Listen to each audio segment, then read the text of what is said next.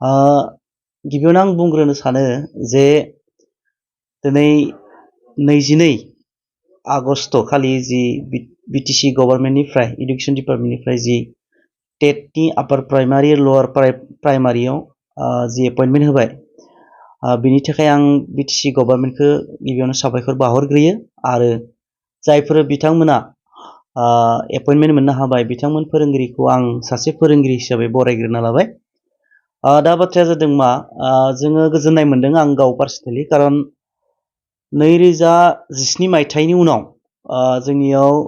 जि टेट recruitment regular appointment जि जादों बियो थांनाय जिथु आगस्ट 22 तारिख बेखौ जों नुनो मोनदों आरो बे जोंनि थाखाय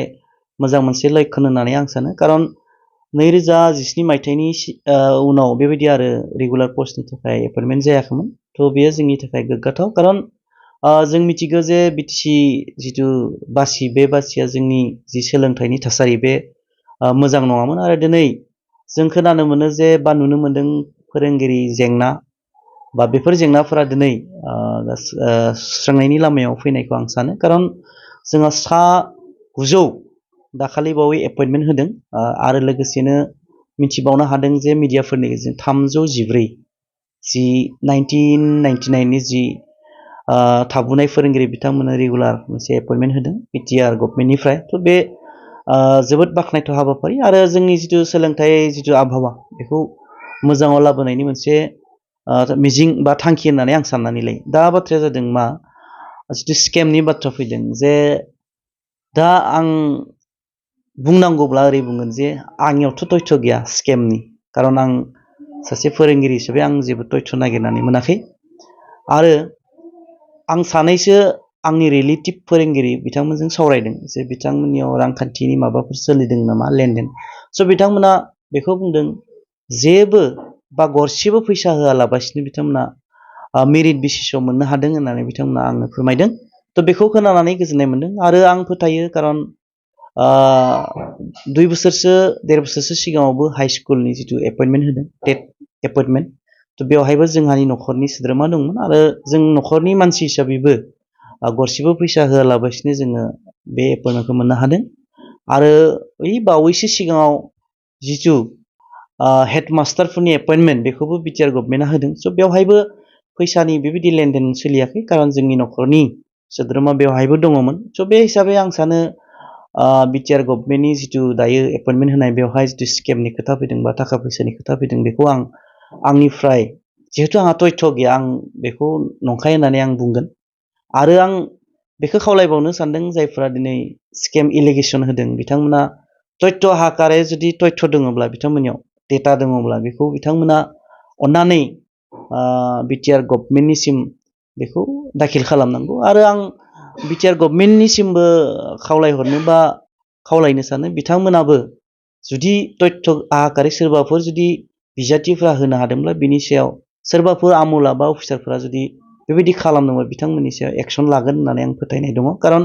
बिटिआर गभर्नमेन्टनि जिथु मिशन एन्ड भिजन बेवहाय आं नुनो मोनदों बा मिथिनो मोनदों जे बिथांमोना दुर्निति मुक्त जायखौ असमियाव बुंदों करापसन फ्रि बिटिआर बिथांमोना गायसननो सानदों बे हिसाबै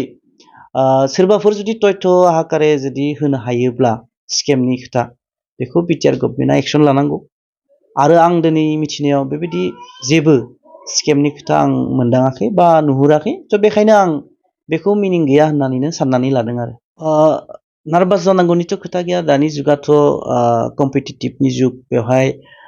मोनफ्रोमबो आनजादफोरावनो दायो मेरिट बेसिसाव सेलेक्सन जायो जिहेतु थ' नार्भास जानांगौनि बेखायनो खोथाबो गैबावा खारन दिनै बिटिआराव गोबां भेकेन्सि दाबो दङ जों मिथिनायाव बे भेकेन्सिफ्रा निस्सय आसाम गभर्नमेन्टनि एसआइउ बा फाइनेन्स डिपार्टमेन्टनिफ्राय जुदि एप्रुभ जायोब्ला निस्सय बिटिआर गभर्नमेन्टआ बेखौ थाबैनो रिक्रुटमेन्टखौ एपइन्टमेन्ट होगोन होननानै आं सानो आरो बिटिआर गभर्नमेन्टआबो निस्सय बे फारसे एसे सांग्रां जायो खारन जोंनि बिटिआरखौ जौगाहोनांगौबा जों साफ्रोमबो जायफ्रा लाइमोन बिथांमोनखौ जों एस्टाब्लिश खालामनांगोन आरो बे हिसाबै जोंहा गोबां टेट आनजादाव उथ्रिसारनाय गोबां बिजाथिफोर दं बिथांमोना जाहाथे एपइन्टमेन्ट बा रिक्रुटमेन्ट बा मोननो हायो बेखौ आं बिटिआर गभर्नमेन्टखौबो खावलायगोन आरो बेखायनो जेसेबां हायो भेकेन्सि दङ बेखौ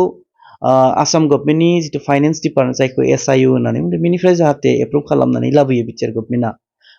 बेखौ आं मिजिंथियो आरो अब्लानो जोंनि थालांनाय जिथु बिजाथिफोर बिथांमोननि नार्भासनेस बेखौ गैया जागोन होननानै आं फोथायनाय दङ। जों खोब उन्दै बैसोनिब्लाबो बिथांखौ जों एबसुनि आफादगिरि हिसाबै नुनो मोन्दोंमोन आरो बै समाव बिथाङा सोलोंथाइनि बाथ्रा बुंदों आरो दिनै फैयै फैयै बिथाङा बिटिआर गभर्नमेन्टनि CMजों लोगोसे जिथु इडुकेसन डिपार्टमेन्ट बिथांनि आखायाव दङ आरो बे हिसाबै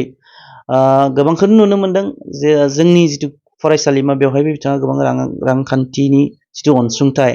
बेखौ बिथाङा होदों लोगोसे गोबांथार स्कुल कलेज बेफोरबायदियाव बिथाङा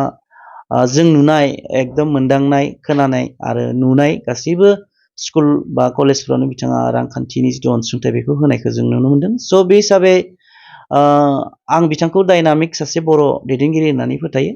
राजखान्थि हानजानि आं खोथा बुङाखै, जोंनि गेजेराव बिथाङा बर'नि मोजां सासे राजखान्थिगिरि दिनै जाफैनो हादों आरो आंहा फोथायनाय दङ बिथाङा फैबाय थानाय समफोराव जुदि रायजो राजाया बिथांखौ मदद खालामोब्ला निस्सय सोलोंथाइ बिफानजों लोगोसे गुबुन गुबुन सेक्टरावबो बिथाङा जौगानाय लाबोगोनखौ आंहा मिजिं दङ।